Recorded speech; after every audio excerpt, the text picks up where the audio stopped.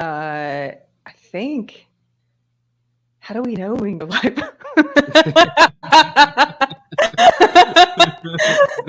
Hello and welcome. You guys are watching an impromptu live stream. Oh, wait, hold on. Okay.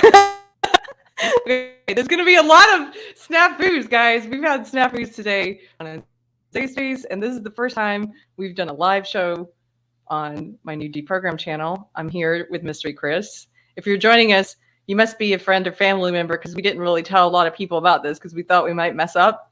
And we're actually using this as practice because this coming Wednesday, we're going to do Pop Culture Live. So far, we've only pre-recorded, but we're going to do a live episode. And so we figured, why not test it out today with friends and family watching and see how to run the show on the back end. Usually we have a Beverly to do this. Today we have a Cole. So if you want to say hello to Cole, he's in the chat. And Mystery Chris, we've got you. Welcome. Howdy. How you doing? I'm good. How are you? I'm good. Let's do it. Did you have a chaotic day? I know you were working. It was lighter than normal. Usually I'm putting in a lot of work, but this week's off to a good start. Knock on wood. I'm not going to out you what you do or anything, but I will say this. I know this about you, and I don't think you would mind me mentioning this because this is happening at every workplace I know of. But you recently had to. Your company has one of these diversity inclusion things, right? Yeah. So they've had some diversity trainings, and I know we have an implicit bias training coming up in a few weeks, which I'm curious if they're going to tell like me as a black man that I have implicit bias, or they're just going to say, for the white people, you all have implicit bias. Non-whites do not. That would be interesting if they tell you have it. I don't think they will. But I'm curious how they're going to navigate around that without like making it so obvious. Yeah, I think they're just going to straight up. You know what they might do? I heard that this is another person's company we heard about, and also Casey Peterson, who came forward and talked about this in was it Sandia Labs? They will sometimes separate people out by race. They've done this at colleges too. So it might be that they have one workshop for the white people and one workshop for people of color. Jim Crow session, huh? Right? Well, right? I'm curious if they're ever going to like ask me or any other black people to give our thoughts on this. And I always think about, I kind of go through my head, like, what would I say if they ask me? And I'm to the point where if they ask, I'm not going to volunteer, but if they ask me about implicit bias and all this stuff, I'm going to say, hey, this is making me uncomfortable because teaching white people this is going to get a lot of white people hurt and killed because we all have biases. We all have prejudices. And a lot of times those biases and prejudices keep us alive. And so when you're telling white people that, you know, if they're in a situation and they feel uncomfortable and it's a black person there, that feeling's becoming because of their racism that they have, when in reality a lot of these people are going to have certain prejudices that are built on statistical facts. And so I, as a black man, say if I'm going downtown someplace and I encounter 18-year-old black kid who's got his pants, hanging down, his butt, and it's coming towards me and it's 2:00 in the morning, no one else is around, I'm going to say, maybe I should turn around or go to the other side of the street. And this is no difference from what Jesse Jackson has said. But I know that demographic is disproportionately represented in statistics or crime, that a lot of crime is committed by a very small portion of us black people. It's not all black people. If you say all black people are responsible for crime stuff, that would be obviously racist. But when a lot of people know this, a lot of people are going to make certain decisions because of that. So when you're telling people not to trust their own guts or what they know that's based on some reality, and to say that that's actually based on racist beliefs, well, a lot of people are not going to remove themselves from situations in which there could be a potential danger because of the demographic and because of the context in which that's Yes. happening. And so a lot of white people are going to end up getting mugged, killed, even sexually assaulted because of this. So Did I ever tell you? Here's a great anecdotal story. Did I ever tell you? I know I've shared it on the air before, but the story about when I was in college and I was held up by this guy. Did I ever tell you that? I think you did, but tell it again. Okay. It's so dumb, but it's an excellent illustration of what you're talking about. I was at Duke.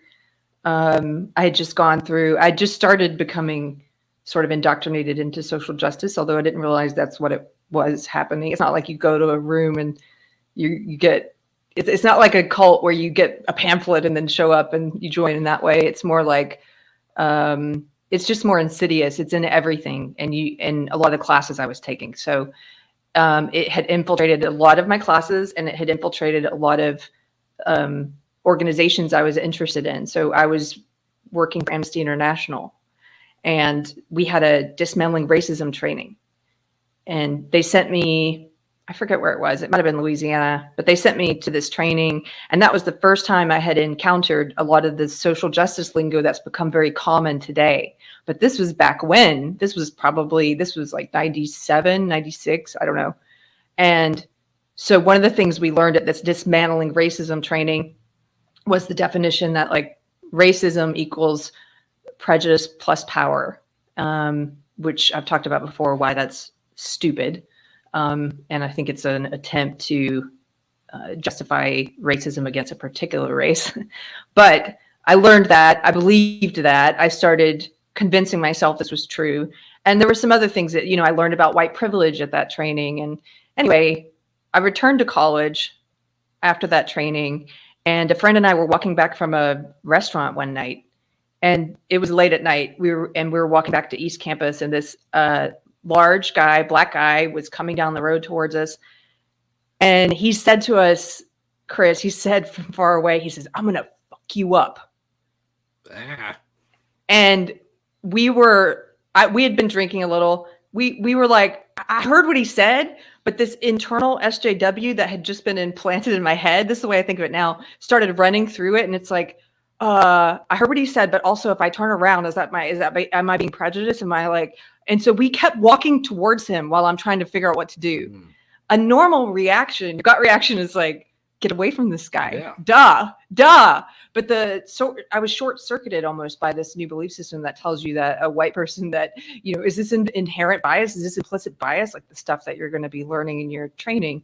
So we kept walking towards this guy. And long story short, he approached us. He said he had a gun. He kept pointing to his baggy sweatpants and don't make me get out my gun, And he wanted us to walk back to the ATM with him. And he wanted us to go to West Campus because I told him he asked if I had a car. I said, no, I have a bicycle. So he wanted to go to West Campus to get my bicycle. Anyway, we start walking with this guy. And long story short, he said a lot of crazy stuff to me. But at one point, I started talking about the social justice stuff I'd learned.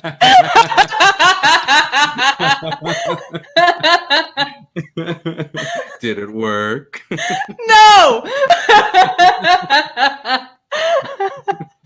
Yeah, he's like, I know you college kids, you all hate black people. We're saying something like this, and I was like, no, I've learned about prejudice plus power. It's such a naive, like. He asked me if you die tonight, do you think you'll go to heaven or hell? He asked me that.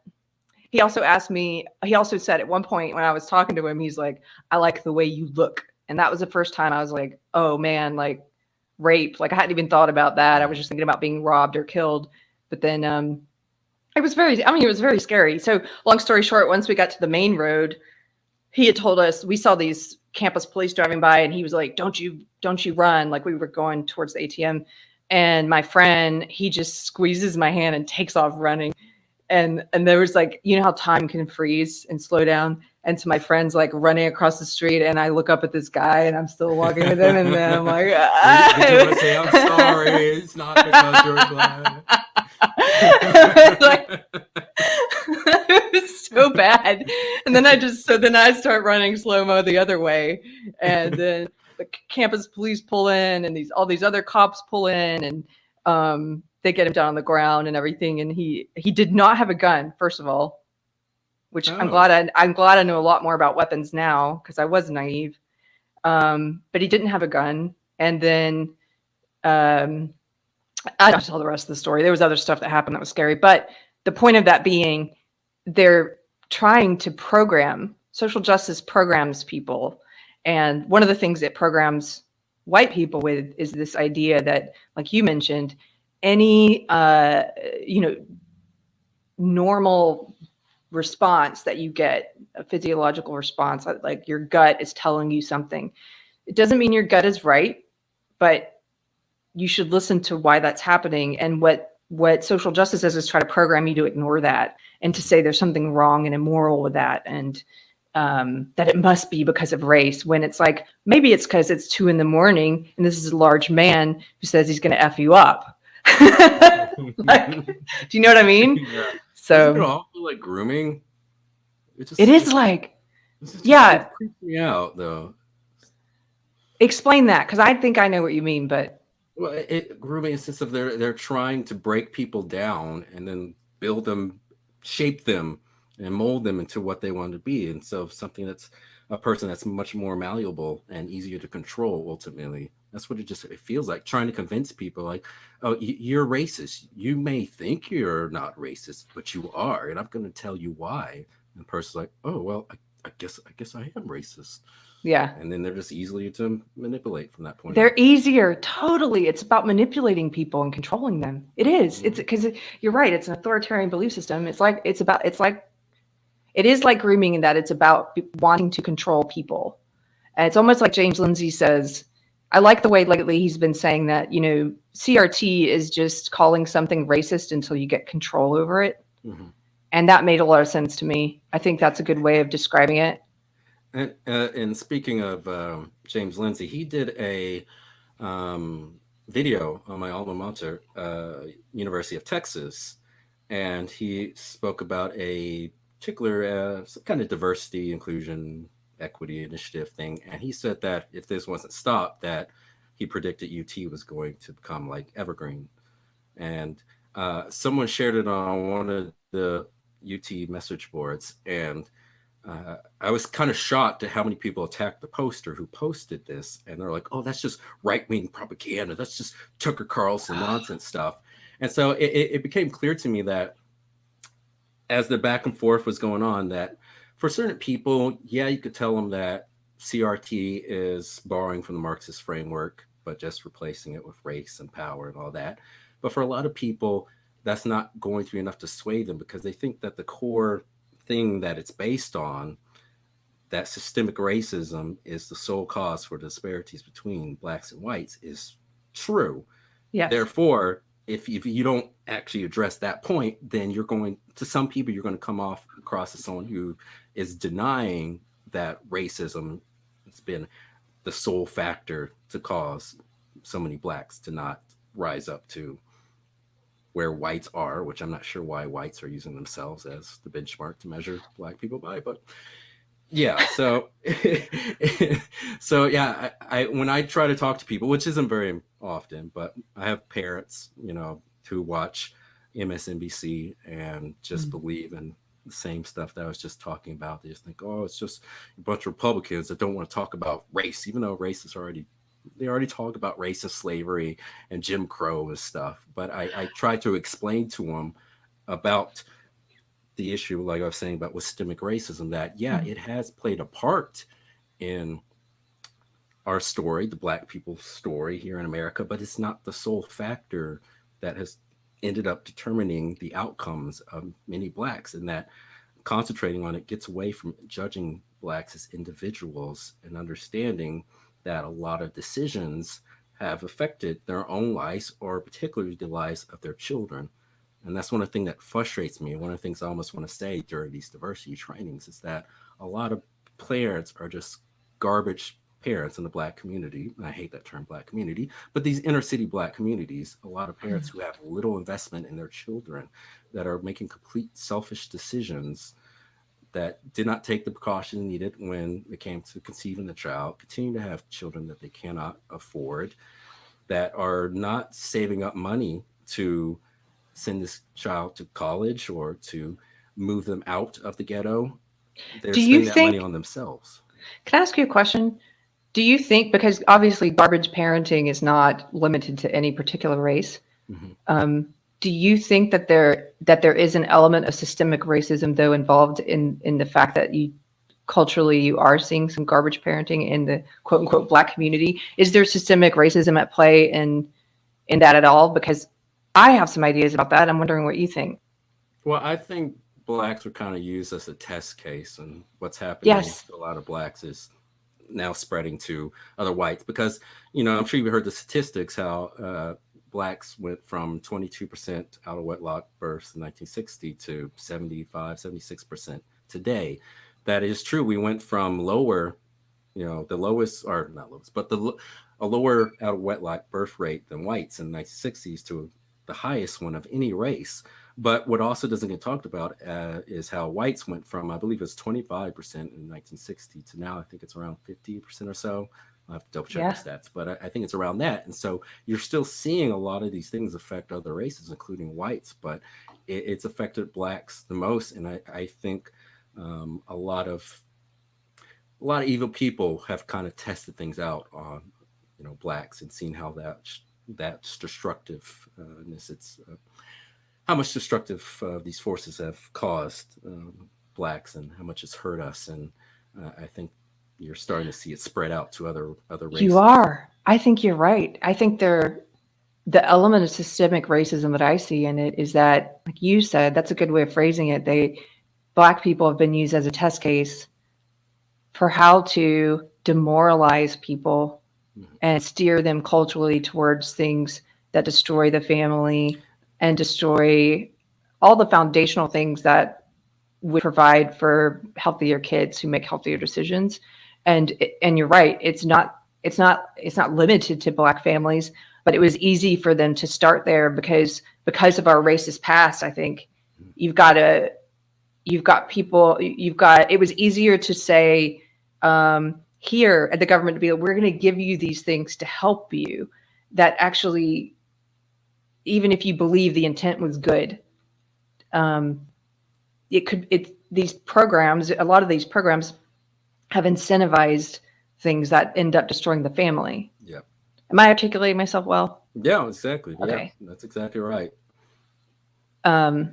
So, okay, I have some more questions about this, but black this questions. Give me all your black questions. Hold on. I want to do some housekeeping because we didn't even do it up front because we were like, is this even working?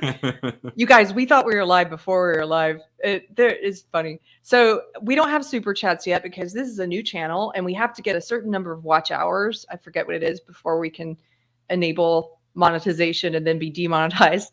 But we do have a subscribe star. If you want to support the channel financially, Cole will put that in the chat. And we set a monthly goal of $5. And I just want you to know we met that goal so we can celebrate now. Yay. $5 for the month. We did it. Woohoo! Because we don't have super chats, I'm just going to read a couple of things that were coming in while we were talking. There were some funny ones. What happened to today's and Stacey's? Oh yeah, people addressed that. We had a snafu beforehand. Something came up. We are trying this out so that we don't mess up on Wednesday night, and I feel more confident about that now. So Wednesday night we're doing our first live pop culture, Chris and I. And do you want to tell people a little about what pop culture is about? The Wednesday night one's going to be live. We don't have to tell them what we're doing. Just tell them overall like what the show is. Yeah, so pop culture is where we're going to examine a lot of events, shows, movies, art that have had significant impact on the broader culture or have kind of represented things that were happening within that culture. And so it'll be things that not only happen today, but things that happened in the past. And I think there are a lot of things we can learn, but we also want to have some fun with it too. And because so much in the news is just so heavy and it's just kind of dark and this is kind of depressing. So kind of want to have some fun, and we'll talk a little bit, of course, about, woke stuff, but, we also want to talk about other things and kind of give people a little bit of break. I like that stuff about it, is that you have thought about things that you really enjoy, and you're always telling me about funny things and even esoteric things that I haven't heard of before. If you guys haven't seen the first episode, Chris showed me the worst sitcom, possibly the most triggering sitcom ever made. You wouldn't even believe this thing. So that episode's already out if you haven't seen it. Here's an interesting one. Murder Nits. Hello, Murder Nits. She says, women have admitted to purposefully going out at night during the time of serial killers in the 70s and 80s because they didn't want to seem sexist. What does that make you think of? That makes me think of the women who are going backpacking in a lot of Islamic countries. Oh, right. And couples too. Yeah. When they're like, we don't believe in evil, and then they end up getting murdered, sadly. But. Yeah. Stub Blue says, is Mystery Chris going to be revealed? I don't know. It remains to be seen. You should listen to your gut, and my gut tells me you will be revealed, but I could be wrong. I just think it'd be really funny if when we reveal you, we just keep cutting to people who aren't actually you, and it's just one giant Rickroll where you never actually you have to wait till the very end to see who you really are. I'm just gonna put on white makeup. I'll put on white face. We should reveal you, and then you just wear a mask. Somebody says, good heavens, that's a chilling red pill story, Keri. Yeah, it was. And then Pirate Tom, he says, and the guy, he's talking about my story, he says, and the guy was like, whoa, this chick is crazy. I'm getting out of here. I pictured like someone else, like some other like SJW who was in that situation, how they were like, I'm not racist. I have a tattoo of Harriet Tubman and Martin Luther King and Malcolm X. And they just start showing all these tattoos of Black people. That could be a funny sketch. It actually, things that are traumatic when you go through them. Yeah. Humor is a great way of dealing with traumatic things and looking back and seeing, because I think there's always something funny, absurdly funny to be found. And so that's definitely, you could do a whole sketch where the recently converted social justice warriors, like trying to prove how not racist they are while they're being held at gunpoint. Therese says, Chris, my husband went to UT Austin. He's so disgusted with how it is now. Yeah. Oh yeah, so did William. I went to UT Austin, class of '88. Yeah, it's gotten bad. And then somebody else says public assistance. 16-bit mascot says public assistance. Oh, Little Ragamuffin says public assistance, systemic racism. Yeah. Okay, cool. I think we got through those. Just a couple things I wanted to mention. So, because we didn't do the housekeeping at the top, you were watching a test live show on the new Deprogram channel with Keri Smith and Mystery Chris. You are probably a friend or family member. If you're here, welcome. And we have on Wednesday, we're going to be doing our first live episode of Pop Culture, and we'll be announcing what time that is. I'm not yet sure. On Thursday, we're going to be releasing a deprogrammed interview with Christian Toto, who has a new book out about woke Hollywood. And then on Friday on the Unsafe Space channel, we're going to be joined by Sarah Higdon, who you may have seen in a recent deprogrammed interview. So those are things that are coming up. And then if you didn't see it, I forgot to even talk about these things before, but I was on this past week, I did 2 shows. I was on You Are Here on Blaze TV, and then I was on this show called Conspiracy Castle, which I know that you saw. Yes. And I just wanted to mention that because it's so funny. A friend said, do you want to do this show? And I said, sure. I didn't have time to look it up. And then I got on there. I thought Conspiracy Castle, that sounds interesting. And I get on there, and guess who the host is? Well, but those of you in chat may not know. The host, it took me a second. I recognized him. He's the guy that did the vaccine rap at the city council. Like totally punked. He's sort of comedian, but more like an Andy Kaufman style comedian. And anyway, on that episode, he was talking about a lot of different, like running through a lot of different conspiracy theories, but the most interesting one to me was the JFK one. Mm-hmm. Yeah, he was into a lot of that, and you were very open to it, and I thought that was kind Was of cool. I? You were open to listening. You're like, I don't know about that. I'm leaving. But yeah. Well, because he had some very out there. He was sort of he had some very out there, to me, that seemed out there conspiracies. But yeah, that was an interesting show. I like conspiracies, but I kind of I draw a line between ones that I think are kind of just not true, but I entertain them because I just find them entertaining. And then ones I think are definitely true, ones I looked up and researched a lot, like CIA shipping in drugs. That's true. But other stuff, I'm like, So I listen to what do you mean CIA shipping in drugs?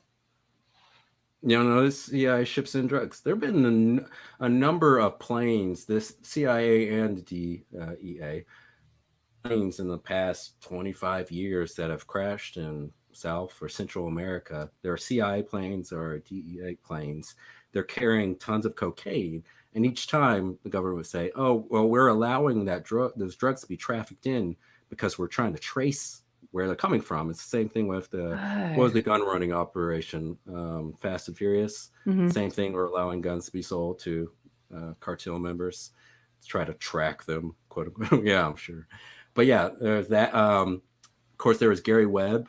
I believe is the LA Times reporter who did a lot of work uncovering drugs being shipped into the United States, and he made friends with Rick Ross, not the rapper, but the drug dealer. And Gary Webb was later found apparently somehow shot himself twice in the head. Yep. Yeah, so, those things is kind of like Anthony, my husband, just watched a JFK documentary, and he was telling me, I've heard a lot of the JFK stuff before, but I haven't read or watched anything recently. And he was just reminding me about all the wacky bullet hole evidence like that just doesn't, that you're supposed to believe. Yeah. That doesn't make sense, Yeah, I think a lot of stuff is put out there to like confuse people, to try to keep people from trying to understand what is actually true. So they just want to kind of like make everything seem crazy. Because I've seen like news reporters who will mix in like real conspiracies with fake ones. So they'll say something like what I just said about CIA, and they'll go, well, the same people believe that, land on the moon, or that, invisible planes or hit the Trade Center tower. It's just some like crazy stuff they just make up. It's the same thing they do with the event that happened a year ago that some of us think some shenanigans were involved in that you can't talk about, but they mix in crazy stuff. Go, oh, people who think that there were shenanigans involved with the election also believe in this crazy stuff. And so you just got us. We're going to be banned now. I'm talking about the cartoon election where the Penguin was running against Batman for mayor. Oh, okay. Yeah, good. So. Speaking of which, somebody said you could be Batman, for all we know. I'm Batman. So I do have a couple of things topics that we thought we might talk about today. And this is one that came from Amy. I don't know if you saw this yet, Chris. No. Can you put this up on the screen, Cole? This is the first link. And this is something the CDC just did. While he's bringing it up, I'm going to tell you, anybody who doesn't know, Mystery Chris is an alias. And I have to continually remind myself not to call you the name I usually call you by. I think I'm doing it. Miguel, right. I'm doing a pretty good job. Okay, let's scroll up to the top so I can read the headline on this. So this just happened. The headline here is Child Development Milestone Checklist updated by the CDC and the AAP. And then scroll down and we're going to read what the media is saying about it. And then we can read something else that kind of gives you one person's perspective. So it says, screen your young child early and often for developmental delays. That's the message behind updated checklists from the U.S. Centers for Disease Control and Prevention and the American Academy of Pediatrics. The checklists, revised for the first time since their release in 2004, outline developmental milestones for infants and young children to help identify delays earlier and are part of regular checkups by pediatricians. So it goes on to talk about some of the changes they made, and they do this interesting thing here where they say the checklist previously used 50th percentile milestones, meaning only half of children were expected to achieve the milestone at a given age. The updated checklist asks about milestones 75% or more of children can be expected to achieve by a certain age. I think there's a reason they're putting that in there. I think there's a reason when they release these new updated milestones for kids for development, early development, I think they purposefully put out these talking points that, hey, we're changing the percentile at which a child should reach these things, so they can obscure the fact that what they're doing is pushing back these developmental milestones for children. Cole, can we go to the slides now? Because I want to show you some of these differences. What they're doing is, I think, and I think others probably think, I don't know if this has come to your mind yet or not, Chris, but trying to hide, the effect of all these masks and lockdowns. Yes. Yep. Is that where your head went? Yeah. Yeah. Yeah. So a lot of us have been saying that obviously children rely on being able to see faces and interpret emotion and to help them better understand and to develop and to learn language skills. And if we are masking children, who knows the effect it's going to have wearing masks for this long and seeing adults, covering their face for this long. And so instead of addressing that, instead of being honest and coming out and saying, hey, guess what, guys? Masks had a negative impact on the early development of children. Instead of doing that, they're pushing back the milestones and pretending like it's normal for kids to develop later than what we've always expected. So here are the slides, and this is something that was put together by someone who works in early childhood education. What the CDC now says about speech language milestones and why parents should be concerned. And if you want to follow this person, they go by real say play, I think. I'm trying to read, that's pretty small. Okay, so truthfully, these new milestones will likely result in a decrease of early identification. Let's break them down. 12 months. The CDC is now saying that at 12 months, so at 1 year, a child should understand no. Okay, do you want to read? Can you see that, or is it too small, Chris? Can you want to read what it used to say? So actually, a child should be able to identify common objects when labeled, follow simple routine-based one-step directions, identify 2 body parts on self. Okay, so that's a lot that we used to expect that children could do by the age of 12 months. Now it's just know the word no. Okay, 15 months. The CDC is now saying that a child should be able to look at familiar objects when named and point to ask for help. Do you want to read what they used to?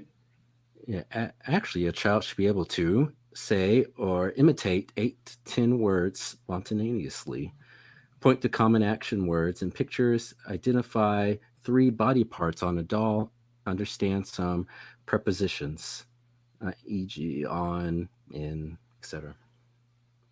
Cool. Okay, let's go to the next one. By the way, Jean Ellis in chat says at 4 months, a child should understand no. Okay, 18 months. The CDC is now saying that a child should try at 18 months. A child should try to say 3 words besides mama and dada, and should follow one-step directions independently. Actually, a child should be able to say at least 15 words. Really want 30 or more to be solid. Show emergence of word combinations. Complete 2 requests with the same object. Follow 2-step related directions. Yeah, not instead of just 1 step. Okay, and then at 2 years, the CDC says a child now should be able to point to 2 body parts at 2 years, and that they should be able to blow a kiss and nod yes. Actually, a child should be able to say at least 50 words, really not more than that to be solid. Say two-word phrases frequently. Say personal pronouns, I, me. Oh, whoa, hey.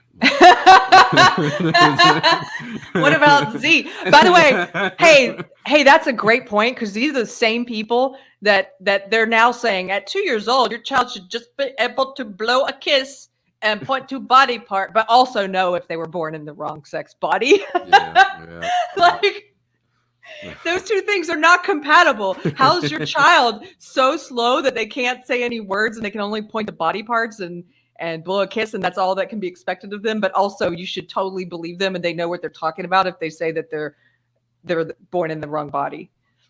Yeah, it all makes sense. You just got to think about it forever. 2.5 years. The CDC says that your child should be able to say 50 words and say I, me, we. Actually, a child should be able to say hundreds of words, use and 4 word phrases, understand size concepts, understand one, meaning give me one car. Okay, and then let's go to the last. I think it's the last one. It might be. Oh, okay, yeah. So then this person says, CDC, you have not supported speech language pathologists, parents, or pediatricians in the process of early identification. In fact, you have made my job harder. I just think this is chilling. I think they are so dedicated to a narrative, and they're pathological. They're psychopathic. They will not admit mistakes. And instead of admitting, hey, maybe this was a bad idea to put masks on kids, and here are some of the effects that we might be seeing as a result of this with this youngest generation, instead of doing that, now they're just changing the metrics. Okay, this is what we expect. Doesn't this just remind you what we were talking about earlier with blacks and how governments and other groups have wanted to lower the standards, educational standards, professional standards, behavioral standards, to kind of cover up from the damage that's been done by programs like welfare and other things. And so they're not acknowledging that damage that government programs have had on blacks and other groups for, in educational stuff, just like they're not acknowledging these government, edicts that were forced on to many people and the damage that's done to kids. They just keep lowering standards to cover up for their own garbage. Yeah. How dare they admit fault or admit responsibility, Therese, she says in chat, she says, I could read at 3, but kids now are good at reading their high school diploma. There are kids getting their high school diploma who cannot read, who don't have a good grasp of the English language, who can't write essays. I think the standards, they've just kept falling, and we keep lowering them. And now we're at this place where social justice is saying that all meritocracy is somehow racist or oppression. And so we have to get rid of grading. We have to get rid of all standards whatsoever. Let's get rid of the SAT. It's the soft bigotry of low expectations.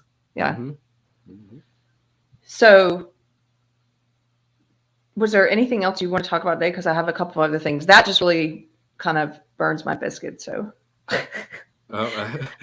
years ago, I volunteered for a place that sent books to people who were in jail. Like, people would request certain books to be sent to them, and this group would help send it to them.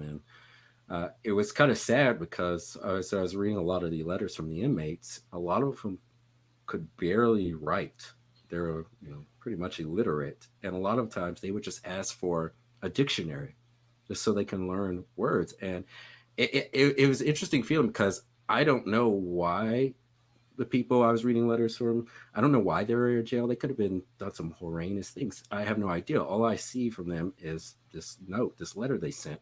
And I just felt a massive amount of sympathy for these people, just thinking, like, what went wrong in these lives? Yeah. Where did the parents and the larger society fail these people that just had an influence on them making some bad decisions? And so it's sad. It's just so sad.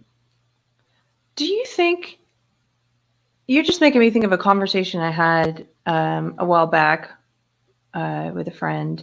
Do you think that if you were ever in prison, like let's say you were in prison for life, do you think you could still have joy and have a full life?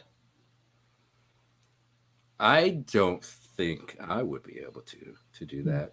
That's why I'm always amazed at stories of people who still actually managed to turn their lives around, even though they're there for the rest of their lives. A lot of them who either find religion or just find something else to really kind of help themselves get out of the mindset and kind of overcome a lot of the more evil aspects of their nature.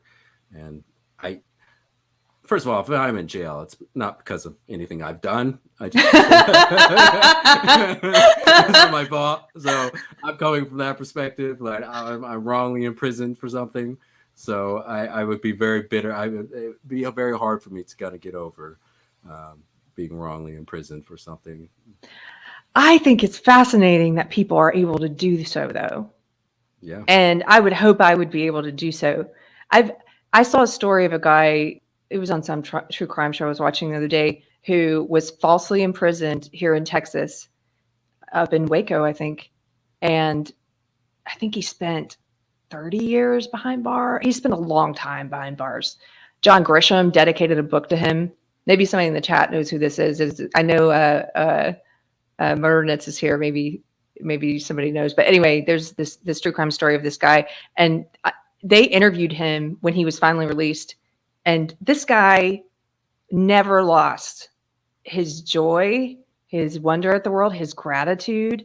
He could have gotten a reduced sentence. He could have gotten paroled early if he had just admitted to the crime, but he didn't do it. And so he didn't. He would not admit to something he didn't do. And he stayed in jail longer because of that. And I just was curious what you were thinking about that. Because I was talking with a friend and they were like, no, I don't think I'd be able to have joy. But I think that's the natural gut reaction, but I think actually you could. Because it's just look at, I know everybody's kind of been thinking about or talking about Alexander Solzhenitsyn a lot in the past couple of years since Jordan Peterson had started mentioning him. And look at what he did in a prison camp. There are all these stories of people that were thrown into gulags who, a lot of them atheists and communists, who found God in the gulag.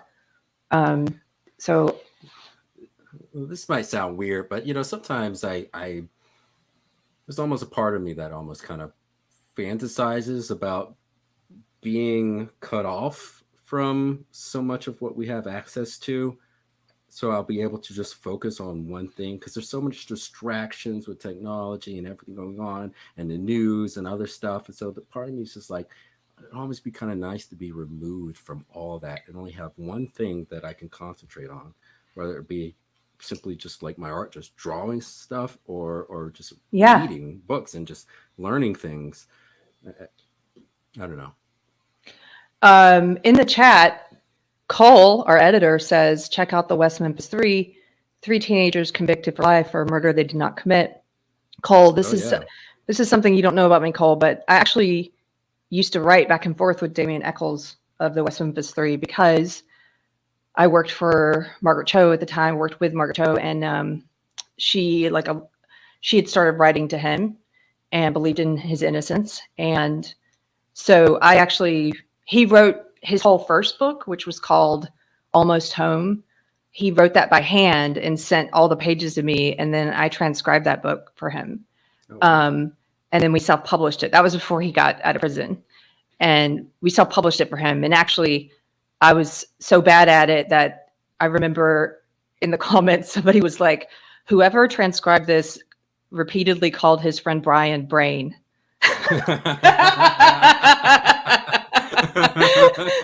Fire that person. Sorry. To be fair, anyway, we were watching a lot of Pinky and the Brain at the time. So it's kind of easy slip up, easy slip up. He made me this really beautiful art piece. I'll show it sometime. Okay, we're in between two houses, so I don't have it here. But yes, I'm very familiar with the West Memphis 3. Okay, well, I had something else I wanted to talk about, and Cole, can you put this? I think it's that first Twitter link up on the screen. You guys, while he's pulling it up, I'm also going to say I love the fact that Cole kind of is not on social media, and really you're not either, Mystery Chris. You both are kind of like F the social media. So, but you're going to be getting handles and stuff, and we have to think of a nickname for Cole. And his sister wanted him to be called Troll Cole, which we don't think that's good. So if you can think of a good nickname, go ahead and let him know in the chat what he should be called. Slow your roll, Cole. I don't know. Okay, so this is a video of, if you're just listening, I'm sorry, I'm gonna have to describe it to you, but this is a video of Kamala Harris, and it's a tweet where somebody says the Veep thinks that there hasn't been a war in Europe in 70 years. Stunning ignorance. I suppose she thinks the Yugoslav wars were just a series of Sunday school picnics.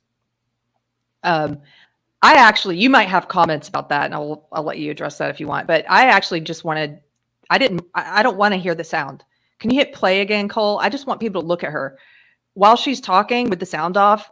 This is actually, I think it's important not to get desensitized to all the craziness happening and to look at stuff like this for how absurd it is. This is the Vice President of the United States talking to us with like a sadomasochist mask on. She looks like a villain in some kind of sci-fi movie. Does she not? It's this crazy. Like Bane or something. Yes, like Bane. I just saw been a war. Yes. For Doesn't 70 it? years. It's there's something deeply disturbing about this. I didn't even listen to the audio because it just bothered me that we were becoming used to seeing stuff like this now. This isn't normal. There's no reason for her to be wearing that. And she's normalizing it. Every person that's doing this out in public is normalizing this in the minds of children. Forget about the developmental problems of them not being able to read lips and see expressions. But what about the impact of just thinking that, as a child, thinking that this is normal, that this is what humans do? That's what makes me sad.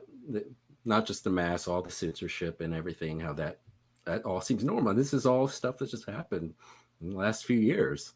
And it's just to think there are generations of people who grown up with this and they think that is normal, that it's always been like this.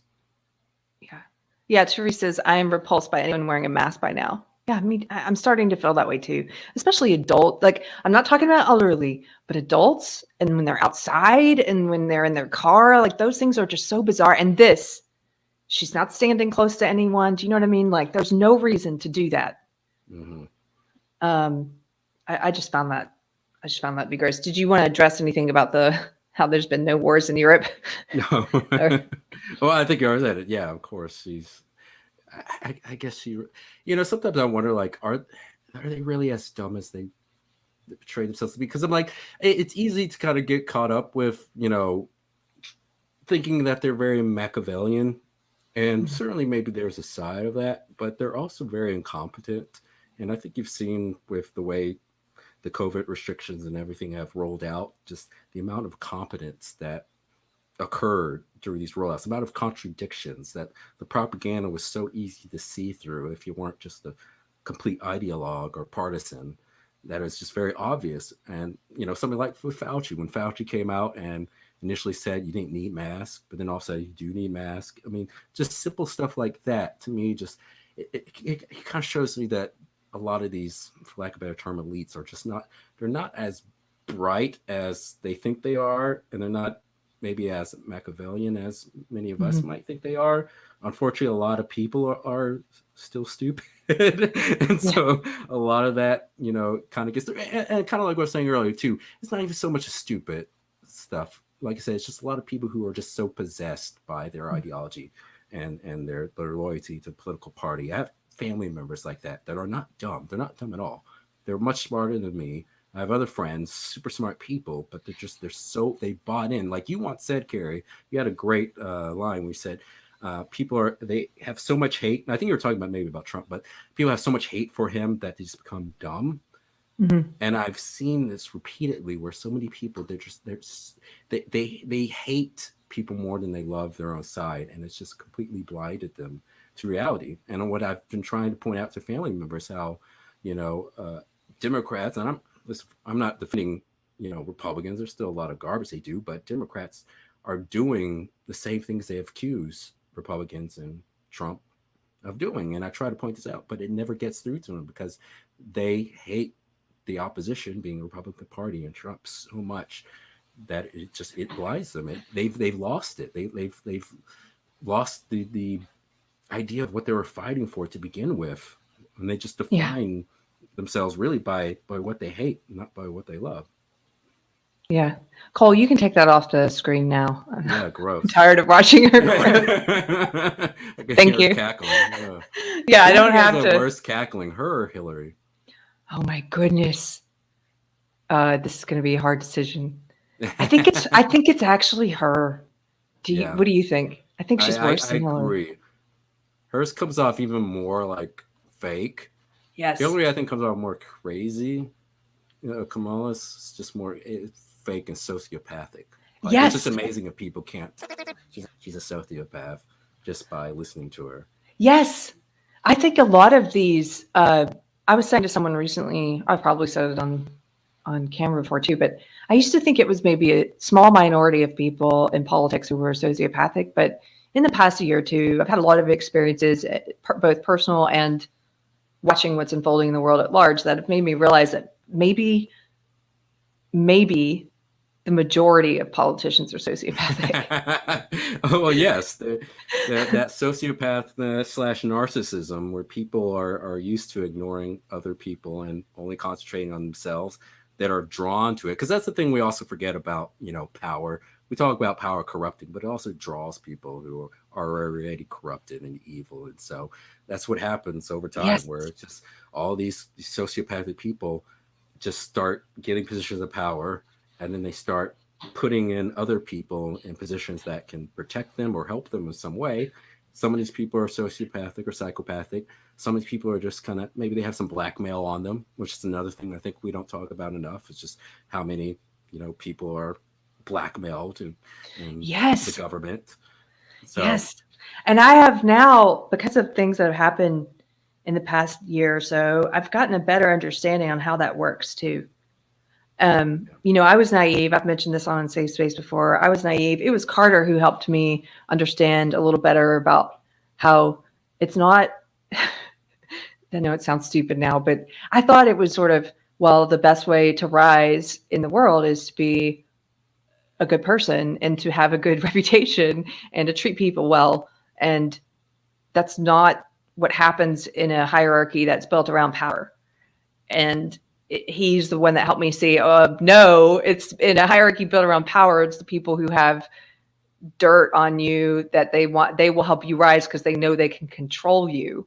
Yep. And that just blew my mind. Yeah. Peter Lem says, woohoo, live stream, cackle free. Yeah, no cackles. I think that's one of the biggest tells about sociopaths is the fake emotions, the fake emotional range, fake tears or fake crying, or sorry, that's the same thing. Fake crying or fake laughter. Yeah. Those two things are really hard to do. If you're a good actor like Jussie Smollett, you can pull it off. But a lot of these people, like Kamala's laugh, is not convincing. That's what's so amazing too, because like you said, she's not convincing at all, but yet she's managed to. I mean, I know there's not a lot of people who support her, and like we're talking about, she's placed in that position, but still, you would think she would have like no support at all, given how clearly deranged she is. Yeah. Like, did you ever see that video of her talking to his kids? Like, there's a group of kids who's talking about, I forget she's talking about, maybe it's like they're talking about NASA or something. And she came off as like an alien who was like trying to like pass themselves off as human, but just couldn't do it. And it was so blatantly like obvious, like how fake she was. And it was really creepy. It is super creepy. It's almost like they go to a mirror. What was that movie where this person's practicing in a mirror? Was that in American Psycho?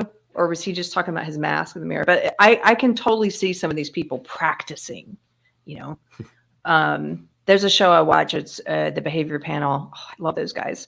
They're behavior experts. And one of them was talking about how a sociopath is sort of someone who, what's the story he told? He's like, it's someone who is maybe living in a city because they like to be around people and they like to be in the mix, and this gives them a thrill.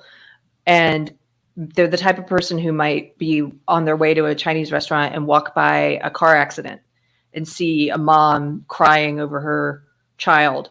And as they're walking by, they'll be studying the faces of everyone and how they're reacting.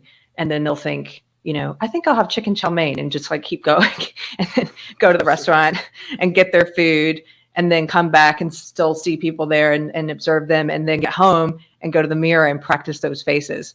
And when he said that, I was like, oh, like, goosebumps, shivers all over your body. Like, oh, it's like an alien, right? Like, oh, I just got shivers again thinking about it. I will be human. Yeah, This like is how V. humans talk. Yes. Oh, so this is your specialty, and I know this is not officially a pop culture episode. We're doing that on Wednesday. This is just a practice. But what did you ever see V? Yeah, the old series. I guess they did twice, one in the 80s and they brought it up in 2000s. But yeah, I saw a little bit of it. Did you like that show? It was fine. It's fine. I think I kind of want to rewatch it now, the original, because a lot of those, there's so many series and so many movies that I think will take on new meaning, and that you could learn new things from them now that we've seen the events of the past 2 years unfold. And that's one of them that I think might be very and that's revealing. Why I want to, definitely for pop culture, I want to examine a lot of those things from the past and see how things have changed and how perceptions on those things have changed, and how the narrative that they were incorporating in the story, how's that compared to narratives that they're incorporating stories today? Yeah. Well, that's what I'm going to revisit. Somebody in the chat says, that sounds like Elizabeth Holmes. Yes. V was fantastic. The final battle. Yeah. And then, here it is. Steven says that was Joker and American Psycho, Keri. Okay. Yeah. I need to rewatch Joker too. That was great. So there's really just one more thing I wanted to cover. And then if there's anything you want to talk about, otherwise we can say, yay, we had a successful test. All right, Cole, can you bring up this last thread that I sent you? I know a lot of people who are moving out of the places that are not as free. And we talk about this quite a bit. And I know there's people in our community and people who are watching who are considering a move. And I was just talking with someone today about a move.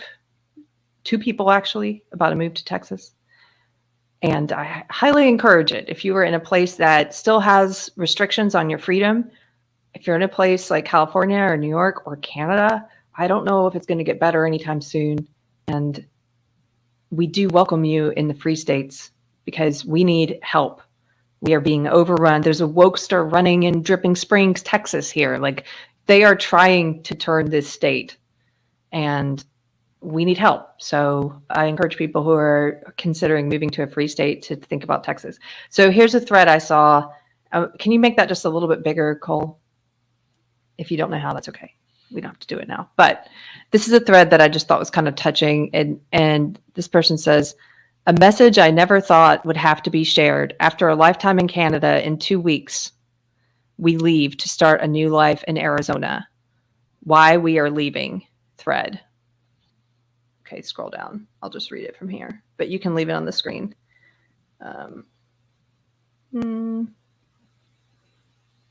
Sorry, I can't see that. It's too small. You guys, boomer moment. Okay. Here we go.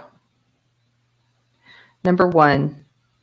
And this person on Twitter, if you're on Twitter, you can follow them at DRealLife. It's DEE Real Life.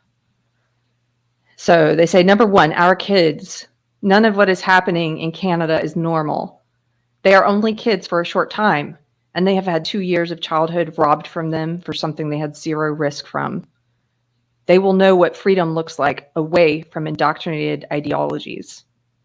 This makes me think of some friends that we have here in Texas who moved out of Austin to a smaller place. And they were telling my husband and I that they weren't sure about the move, like going somewhere more remote, until this happened.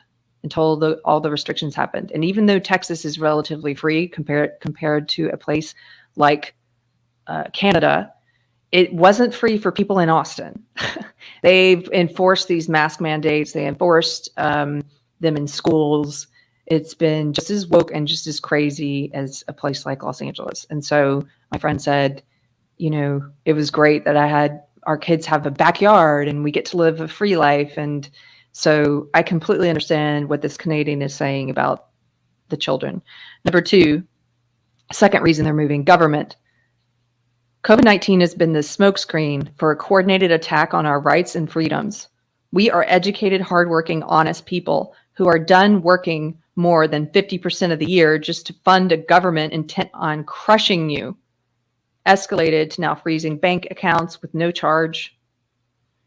While many will call me a sellout, a traitor, etc. for leaving, we fought and will continue to fight. We attended countless rallies, even speaking at several. We donated thousands of dollars, hundreds of hours to pro-freedom causes, multiple calls with MPs, MLAs, school boards. My amazing wife was even a founding member of a grassroots effort started by several moms to stand up for every family's right to choose whether and when to vaccinate their children for C-19 without discrimination. This org grew to 25,000 members and has moved mountains in its impact. While we know the U.S. is not perfect, in Arizona, it's free. No mask mandates, no vaccine passports, and no C-19 gaslighting every minute. We have been several times recently, and C-19 does not exist there like in Canada. It's the normal that kids deserve. We will eventually win in Canada. It will take time, and we will continue to do all we can to support and heal. In the near term, we have to do right by our children and their future. God bless. Love all of you patriots. I just thought that was such a moving thread, and I wanted to read that. Do you have friends who are talking about moving here? Not particularly. I'm trying to think anyone. I've had friends that moved away, and I do have some friends that live in California. One of them's a writer. He talks about how woke stuff has gotten. He's left leaning, but in terms of reactions to the COVID restrictions and stuff, I can't really think of too many people who are going to move to Texas or other places. Gary from Neurotic just moved here. That's right. Yeah. Welcome, Gary. Yeah, welcome, Gary. That's exciting. Yeah. So, well, I know several. Maybe those people are more likely to talk to me because of the nature of what I do. But I just, yeah, I hope people move in. We are so tired of the people trying to change the state, and I'm tired of seeing people online on Twitter. There are people who are outside of the state who are trying to influence things here, and they have a right to do what they want, but it doesn't mean it's not disrespectful. Like when Beto was running, for example, I knew I still had a lot of friends from my old life on my social media accounts. And so when Beto was running, I saw all these comedians that I knew in Los Angeles and New York who were phone banking and donating money and doing all this stuff to get Beto elected here in a state they don't live in. That's really annoying. You have no right. Spending a lot of money on that. Right. You do it right, but it's very disrespectful. Yeah. And all this stuff happening in Canada. My initial gut is like, oh no, the government has really gone way too far. But then I start thinking like, no, it's better for them to speed up their authoritarianism than it is to slowly creep it out to get people adjusted to it. And so I'm reminded of a saying that one of the radio hosts I used to listen to way back in the day, always say, the fastest way to bring down a dictatorship is to make them act like one. And so I tend to see what's happening and say, I think there is some hope. I know a lot of people black pill, but I do think there is hope and getting through to a lot of blue pilled and normie people by seeing governments kind of move ahead of scheduled on their creeping authoritarianism. Oh yeah, they do, since there are a lot of resistance to this. And so Plus, a lot of them, like we're talking about, are psychopaths, and a lot of them just are getting upset that people are resisting them. And I think that's it creates opportunities for them to make a mistake, and because they're so obsessed with power, and they have this kind of godlike view of themselves that any kind of Yes. resistance to them just brings up more anger, and Yeah. it's very easy for them to step out of line in terms of what their long-term plan is. So Yeah. I know people are waking up. I just was contacted by someone on Twitter recently who had a thread, and then I talked with her privately a little bit. But I'll share what she had publicly posted, which is that she's done with the left. She's done with blue states. She was in Portland, and she said she and her wife had a business, and they she said, I was a part of this. I believed all this. She said, I was a part of Antifa. She oh said, wow. I donated food to Chop. That's how embedded she was in the belief system. Mhm. And she said, I did everything they were telling us to do, and I was a true believer. And they destroyed her business, all of these policies, the government overreach.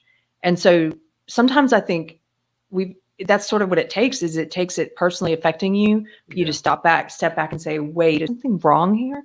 So they just moved to Texas, and she said, I will not be voting the way I voted in Portland. I was like, well, welcome. I'll come stamp your passport.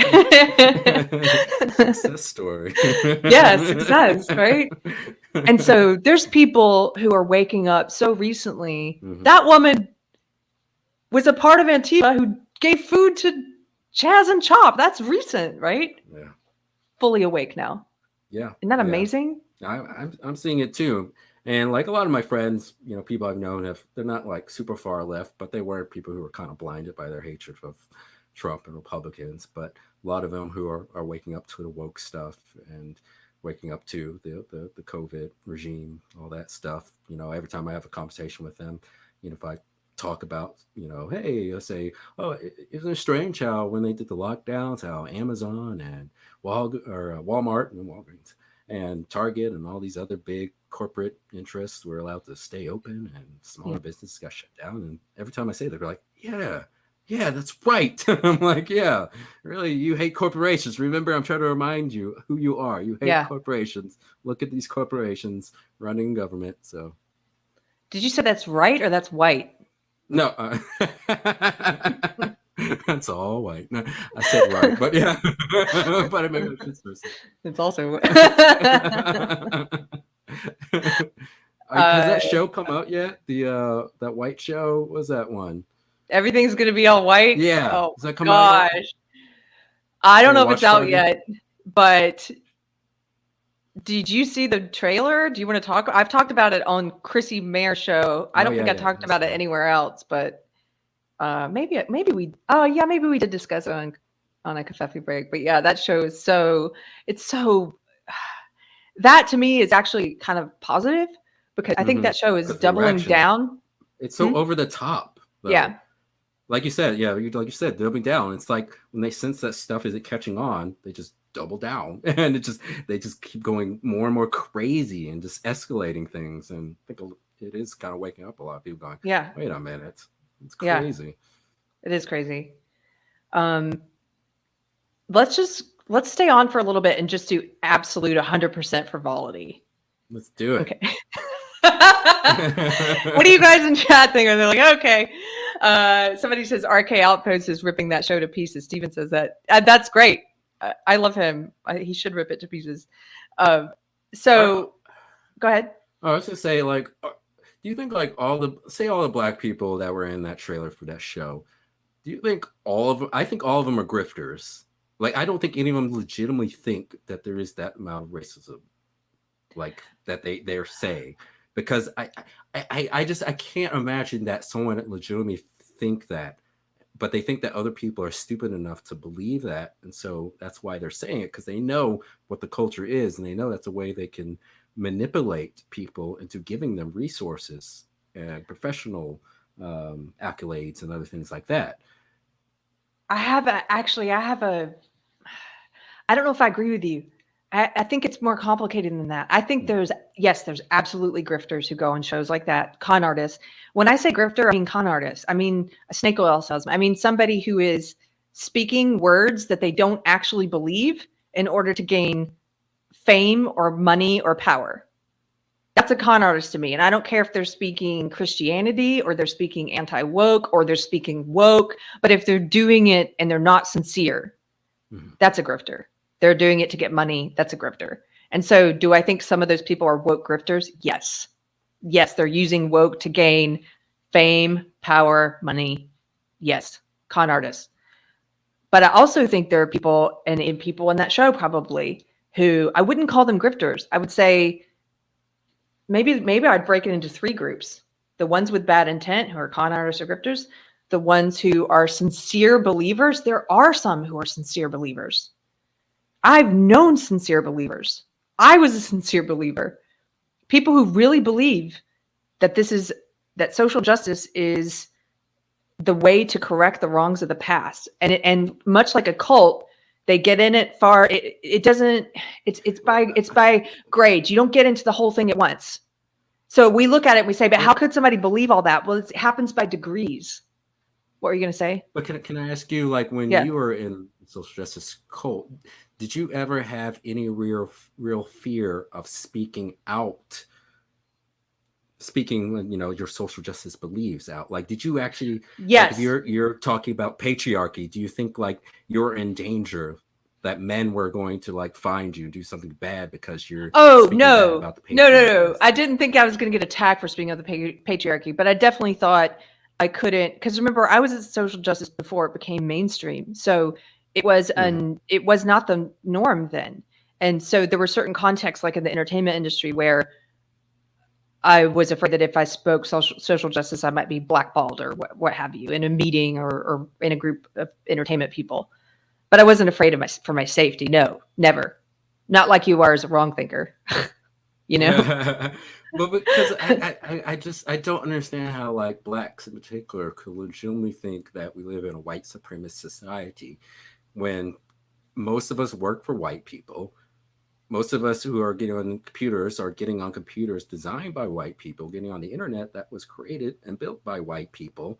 We're getting onto websites like Facebook and YouTube and all these other ones that are created and owned by white people. We're badmouthing white people, but we know that there's going to be no real repercussions for the things we say.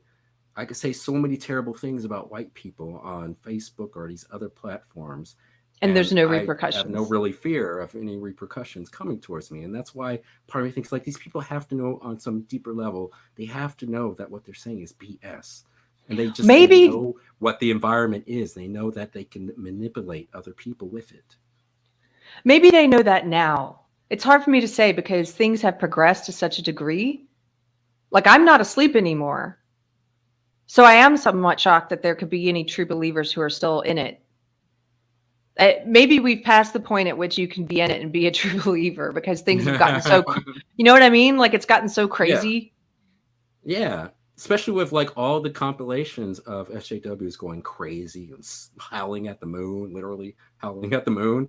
Like you would think people would see that and go, wait a minute, am I? Because like your story is kind of similar to that. When you saw people beating up Trump supporters, it made you kind of look inward and go, do I share those same beliefs? Do I have that within myself to do that? Like, that's what I think, maybe a lot of people who are left are the true grifters and the ones who the grifters and then are mentally people who are mentally ill. Yes, grifters and mentally ill people. Grifters mentally ill. And then also there was this third group I was going to mention who I don't consider them grifters and I don't consider them true believers. They're more of just like go with the flow sheep. Mm-hmm. That group of people is maybe the largest group in any kind of movement or belief system, I think. Right. But they just go with whatever is popular in their social circle, which I think is maybe human nature. So I don't know. I think it's sort of, maybe that's just what happens. But there's a large group of people in there who, if you look at woke and how it's spread in the entertainment industry, I've talked about this before, but specifically in the little tiny niche of the comedy world that I was in, it was unusual. I was out selling a show. I was pitching shows with W. Kamau Bell that were called Ending Racism in about an hour. And it was so different than what other comedians were doing. I loved it. It was fully woke. I was like, okay, I definitely want to work with you, you know. And he's funny, even though he's pushing woke. I think he's very funny. He's very talented. But that was unusual, trying to sell that. And then it went big. It went mainstream. And that happened before George Floyd, before Trump. I talk about there's an acceleration point that happened with George Floyd. If you back it up, there's one that happened with Trump. But if you back it up a little bit further, it had already started permeating the mainstream with shows like ours. So we got a show on FX called Totally Biased with W. Kamau Bell. And that was maybe the first explicitly social justice comedy show. And I don't know if they fully knew what they were doing. They just knew that we had Chris Rock attached as the producer. And so they said yes. But then when we got in that room, we hired a bunch of social justice, young, woke comics to be the writing staff. Not just liberals, but woke left. And there was a lot of headbutting behind the scenes because Chris Rock and one of the other executive producers were not woke. And then the host and me and a bunch of the writers were woke. And so there was a bunch of this, and we made it a woke show. And then after that, it was kind of at the beginning of something catching on, because the ideology was also seeping into all the journalism at that time. I had friends who were writing for mainstream legacy media publications who were slipping in the woke. They had come from feminist blogs. And so they started slipping in the woke, and it was becoming more mainstream. And so what happened then, long story short, I'm falling down. Sometimes I'll lose track if I go down to where, but what happened is that once it became mainstream, whatever the course of events were, once it became mainstream, then that whole ecosystem changed. So all the comedians who had never done woke started doing woke pretty soon after to get shows, because that became what's popular. And now I think really, do you think that's true, that maybe the majority of people in any belief system are just followers? It's not that they're grifters, and it's not that they're true believers. For this particular belief system, I tend to, the more I think about it, the more I tend to lean to at this point, these people have to know that like I said, there's no real repercussions for what they're saying. I like I said, I think it's obvious that it has to be that way, because it doesn't make any sense. Why would you say all the things you're saying? Like, why, as a black man, if I was like pro-black, saying racist things for white people, why would I say all these horrible things if I truly believe that these racist white people are killing black men at a disproportionate rate, that there are racist cops going around? See, and that's another thing. Like, look how many videos online of black people get pulled over by cops, talk back to the cops, like try to charge them, and do all these other things. Like, it shows you that so many of these black people are not actually afraid of the police. A lot of them are just, and maybe some are mentally ill, but a lot of them just, they're not afraid. And like I said, I think deep down, no, they're not afraid. So many of us, and just, we know that we're not in danger. We know this isn't, 1950 Alabama that we're going to be hauled over our house and lynched. And we know that. Yeah. I think you're definitely right about the whole thing about being afraid of. That's BS. That in the past, true, yes. Today, no. I think it's more that, the cops are afraid of even doing their job properly, because they're afraid they'll get charged. Like, it's like and that's the kind of like what I was saying earlier with the implicit bias stuff, like all the effect of this hypersensitivity to police brutality and actually identifying incidences of non-police brutality when it's actually justified.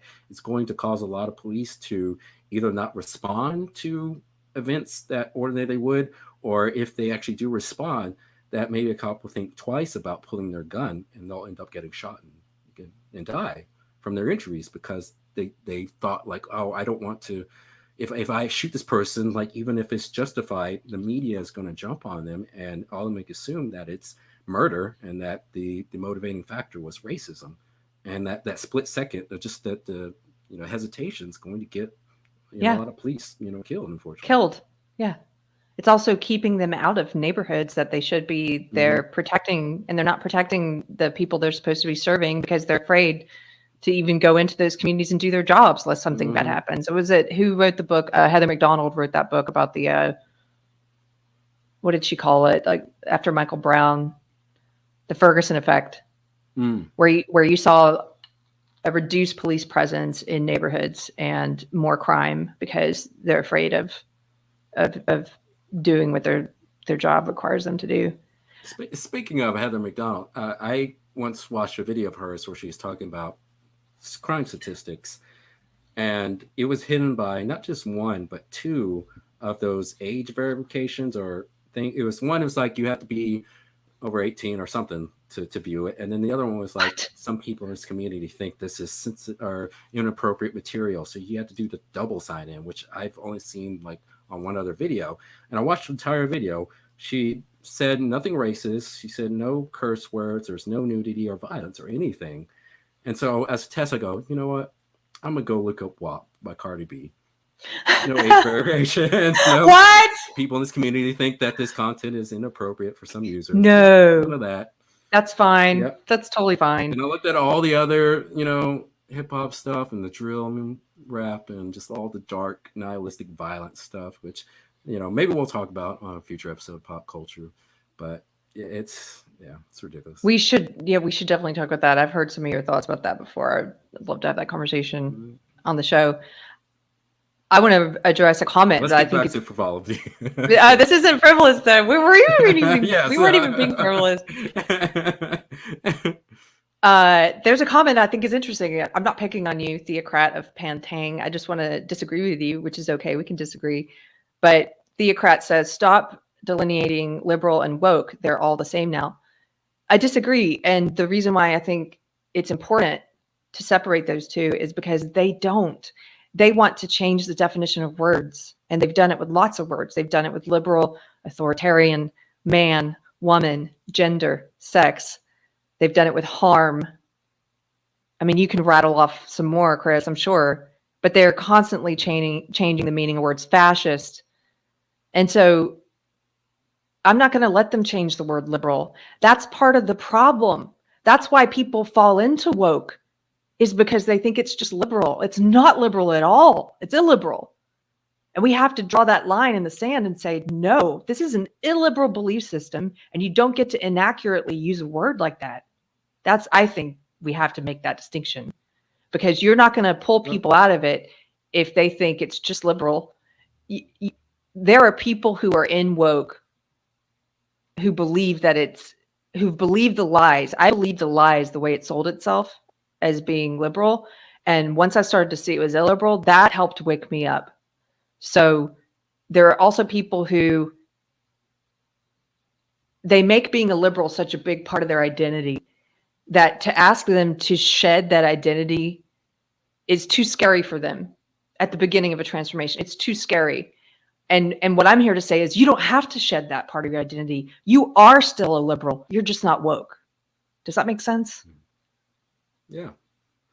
Yeah, and like I was saying earlier with about the systemic racism and CRT, a lot of the stuff that the far left talks about has some kernels of truth in it. Mm-hmm. It's just that they take it to crazy land. But the fact that it has some truth in it is how it's able to. That's how it's been able to grow so large as it is, because there's been some truth. Just like, statistical racism did exist, and you could argue it exists now. I don't know about now, but in the past, undoubtedly existed when you have signs that say whites only. And clearly that has had an effect on us blacks, but there's so many other factors that it's impossible to know where blacks would be absent systemic racism and slavery. Yeah. So, like I said, I don't want to immediately discount some of kind of the liberal, positions, because there are some truths in there. But, yes. I think far left has kind of taken some of those and just grown them to crazy land. Yeah, I agree. And also, just to clarify, I don't think there's anything wrong with being conservative at either. I'm just saying there are people who the idea of thinking, well, if I'm not woke, I must be a conservative, that's a bridge too far for them. You have to let them still keep their liberal identity. You have to, some of them, they can't make that jump, And that's okay. I don't have a problem with liberals or conservatives or centrists. I just have a problem with woke. You know, we all have so much more in common with each other, liberals and conservatives and centrists. We have so much more in common with each other than we do with woke. And anyway, I think I've made that clear what I think. So, okay. Anything else, or should we wrap it up? Did you have any final? Oh, somebody says talk Lord of the Rings. Do you have anything to say about Lord of the Rings? The Lord of the Rings. Oh, I don't know much more I can add to it. I mean, I've never actually read Lord of the Rings, the novel, but I love the movies, and so I'm not as familiar with some of the characters. But I have listened to a lot of discussions about where they're taking it and what Tolkien's intent was, and particularly when it comes to the races of that, and seeing the debate people have had has been pretty interesting. But I don't have a lot to add to that, because Lord of the Rings was, even though I like the movie, it was never quite my thing. Star Trek was sci-fi. That was more. We're gonna do some Star Trek episodes, aren't we? Oh, so, yeah, I'm gonna make you watch some. So put this picture up on screen, Cole. I just sent you an image. Let's put this up if you can. I don't know if that's easy. He also said, is there any way that Mystery Chris can turn his microphone up? But we're at the end of the show now, so I just saw that. We'll get closer. Anyway, yeah, I have a friend who they're really into the Lord of the Rings. He and his wife, and they also are really into Ren Fair, and they're super cool. They make their own outfits, and it's like one of those families where they go to all the Ren Fair and they do leather work, and they just really get into this sort of Renaissance culture. And he has a lot. Maybe we could have him on an episode of pop culture, because he has a lot of things to say about the new Lord of the Rings, and not being. But I think it is refreshing seeing how many people are kind of calling out. And, there's been some criticisms of people who talk about, the woke and entertainment. People are like, oh, you're prejudging it. You don't know and stuff. And listen, I get that. But in the context of what we're living in, this cultural context, and seeing the statements that people involved with this show and other shows have made, and seeing the clips or trailers of it, I don't think it's crazy at all to draw that conclusion that it is woke. And because I always want to be someone who approaches things, tries to approach things in an objective, fair way. I don't want to go automatically assume something's woke stuff, because people thought that the new Dune movie, some people thought that was going to be woke because they changed the race of some of the characters and stuff, and it turned out not to be woke. Some people still think it's woke. I don't think it is, but yeah, I don't want to be reactionary in that sense, because then you end up just being what the anti SJWs or just SJWs are when they criticize those of us who criticize SJW stuff in TV and film these days. And so, but with Lord of the Rings, I mean, walks like a duck. Talks like a duck. Yes. Yeah. I think it's pretty safe to come to that conclusion about this one. But hey, if I'm wrong, if other people are wrong, I'll be happy. But I doubt it. I have a final. I forgot. I did have a final frivolous story I can tell you really quickly. This is an update. So the coffee shop, not the one here, but the other one I used to go to, where they required the mask, and I would go in with different hats on. Okay, and so I would wear the mask, and then as soon as because the coffee was so good, and it was on my route to work, and whenever he would give me the coffee, then I would take the mask off, and he's like, "Wait, man, put your mask back on," and I was like, "No, I'm not a part of your religion," and then I would take the coffee and leave, and the second time it happened, I took it off, and he's like, "It's you," and I'm like, "Yeah," and he's like, "You're not welcome back." I'm like, "You can't stop me. Apparently you don't recognize me, right?" Plus I was like, at the door, I was like, "Remember, I tipped you every time, and your coffee's that good." So anyway, when I told that story before, people were saying, "Oh, you're going to have to eventually get a wig or something to disguise yourself." Because now he's caught on. After like the third time, it's like, "Oh, she wears different hats and fancy boots," and I didn't think I know. And so I didn't go back there for a long time. And I just drove by there on my way to work the other day, and they don't have the mask requirement anymore. And so I went in, And first of all, there's a new employee there who is gender nonconforming, and and he, I don't know what their pronouns are, but he was like, "Oh, I love your outfit," da, da, da, da. And I'm like, "I love your hair." And we were talking, and he came over and was just complimenting. You know, he liked me. I could tell he liked me, and I liked his style, whatever. And we're talking, and he's wearing a mask, by the way. And then there's my regular dude, the one who always required me to wear the mask, the coffee nemesis. And so I order my coffee. He kind of does me a double take, but he doesn't recognize me. And he hands me the coffee and I'm paying for it. And the other guy's still talking me up, you know. And then I say to him, I was like, "Do you remember me?" And he says, "No, I don't think." And I was like, "I'm the one that used to come in and you'd give me the coffee and I'd take my mask off." He was like, he's like, "Oh, it's you." And I was like, "I just want you to remember," because we were all having a friendly chat, right? And by the way, the genderqueer guy's like he's just like watching this. I was like, "I just want you to know." I pointed at him. I was like, "I don't have a problem with masks. I just had a problem with the mandates." And he's like stammering. He's like, "Oh, our owners were very strict." And I was like, I don't have a problem. I just wanted you to know the reason I kept coming in is because your coffee's so good. And I did always tip you. And I really like your coffee. And I just hope you let your owners know I didn't like the mandates. And it's very nice to see your face. And then I left. Isn't that funny? I told Anthony, he was like, "Oh my gosh, I can't believe you went in there." So I was like, "Of course. I want to say, yeah. I want to meet him as a human now, right? Now that he doesn't have his mask on." It was nice. And I said, "You know, we've all been through a couple of traumatic years. My name is Keri. Nice to meet you." It's the start of a beautiful friendship. A start of a beautiful friendship. But don't you like miss like going in there with the mask? It was almost like a Dukes of Hazzard episode or something. Like go in, grab a coffee, jump in the yeah. It was like a funny thing. That's why actually the genderqueer guy who was wearing his mask, he was laughing. He was like, "Oh my gosh, I love this." I'm converting people slowly in my own way. Yeah. Awesome. Up on the screen, we'll close with this bit of frivolity. If I did have to go back in there with the mask, which I don't now, this is the costume I would have worn. And I don't know. Can you see that, Mr. Chris? Yes. Yeah. I think it's a Hagrid. I think it's a Lord of the Rings. Dwarf from, you look like a dwarf from Lord of the Rings.